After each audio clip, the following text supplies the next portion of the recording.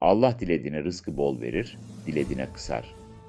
Dünya hayatına aldanırlar ama asıl rızık Allah katındadır. Yunus 23. Peygamber Efendimiz sallallahu aleyhi ve sellem de şöyle buyurmuştur. Kim rızkının bollaştırılmasını isterse akrabalık bağlarını korusun. Buhari, Müslim. Kayseri'de bir esnaf vardı. Uzun süre iş yapamaz, dükkanına müşteri gelmezdi. Defalarca kepenk kapatma noktasına gelmişti. Bir gün camide yaşlı bir hocadan şu tavsiyeyi aldı. Her sabah iş yerini açtığında Bismillahirrahmanirrahim. Hasbunallahu ve ni'mel vekil de ve rızık için şu duayı oku. Allahümme ekfini bi halalike an haramike ve agnini bi fadlike ammen sivake.